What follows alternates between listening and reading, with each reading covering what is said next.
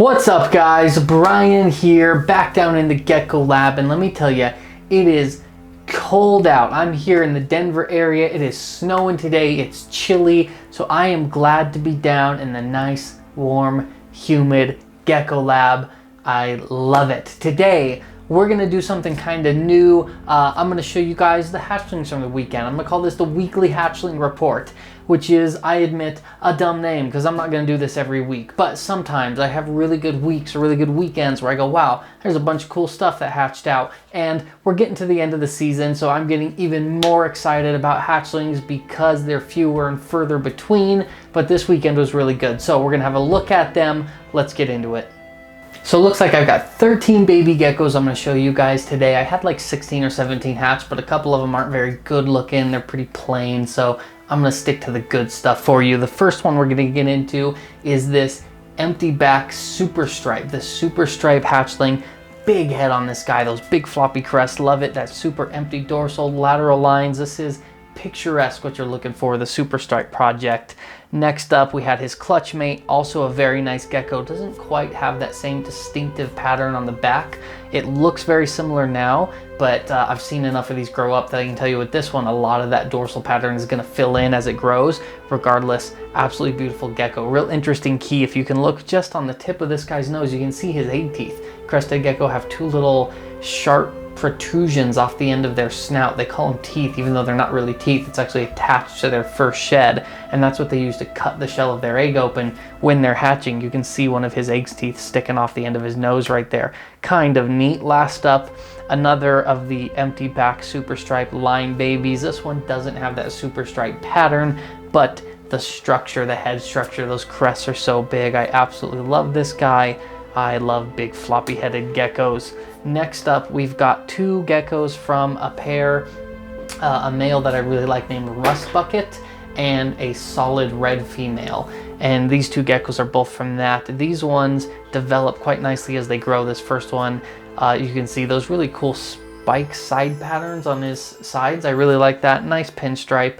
He'll be a bright red when he grows up. And then the second one is especially nice, full pinstripe, nice lateral markings. This one I can tell is going to be bright red when it grows up. Super excited to watch this one grow. I absolutely love those bright reds. That was my first real main project that I sunk my teeth into. So I always have a soft spot for those reds. Next up, we've got two geckos that hatched out from one of our lily white males. Now neither of these is a lily white, unfortunately, but on the bright side, they're both really nice. These guys will both be really nice tricolor extreme harlequins. This first one here, you can see a lot of that side pattern. Again, big head structure. Love it. And this second one, I really like that kind of side pattern on a gecko this young. Obviously, this guy's about 6 hours old here. You can see again those big droopy crests. That's something I always try and breed for, and that side pattern I just absolutely love. Next up, I'm going to go through these ones real quick because, as you guys know, the Dalmatians never look all that nice when they hatch, but I mainly wanted to highlight these ones so I could show you their dad. These ones all come out of Godzilla. Godzilla is my absolute favorite and best red spot breeder male. He is gorgeous, and these four kids, this first one looks like it will be a yellow based Dalmatian. For some reason, I'm having a lot of trouble getting the red spots like Godzilla to show up on a yellow base colored gecko. They just don't seem compatible, but we'll see how this one grows up. This next one, a lot of spots on this kid. This one's going to be really nice when they hatch with spots that you can see like this. You know they're going to develop really good. This third one here, not too many spots. This one is kind of, I feel on the fence about it, about if it's going to be really nice when it grows up. This is the reason I grow my animals out, because this one could surprise me and end up being really nice, or it might just kind of be a plain Dalmatian.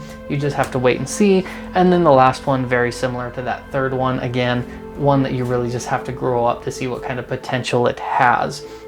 Next up, I got two more geckos to show you, is a charcoal. Now this one has that empty dorsal pattern, but it's a charcoal. This is from my charcoal line. It's a phantom pinstripe. You can see that cool empty dorsal pattern. And charcoals, I'm starting to learn, you know, the more experience you have, the more you can pick out what a gecko is going to look like as an adult when it's a hatchling. It's really hard to tell, and it's just just experience is the key. Just seeing so many geckos and watching them grow up. So I'm getting to the point now that I can see this one. I'm confident that this one is going to be extremely dark. This is an incredibly dark super charcoal, one of those just jet black ones that catches your eye on Instagram or Facebook. This is one I've got my eye on growing up. In about a year, this is going to be a stunner.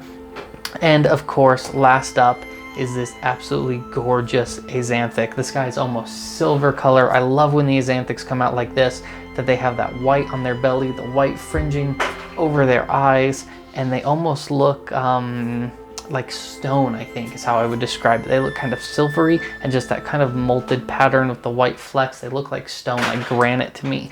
So I really like this guy, that white stripe going up the side of his belly and those white tip crests. Awesome, really cool looking gecko. Those are always fun to grow up. So that was the highlight of my weekend. That's it, man. That's the geckos I hatched this weekend. I just wanted to share those with you guys, tell you a little bit about what I'm doing. Comment down below, let me know what you're doing with your week. This week I have a busy week working with the geckos. I'm making a couple videos for you guys to keep videos coming, obviously. I've got a lot of cleaning to do. We did a lot of tub switching in the last 2 weeks, so I've got dirty tubs everywhere that need cleaned, so we can get ready for the next round of switching out geckos into new clean tubs. And most importantly, I'm gonna start pulling geckos and doing photographs for our Black Friday sale. Any of those that have followed me for the last couple years, you guys know every year the Black Friday sale is my biggest of the year. This year I'm gonna try and go bigger and better than ever.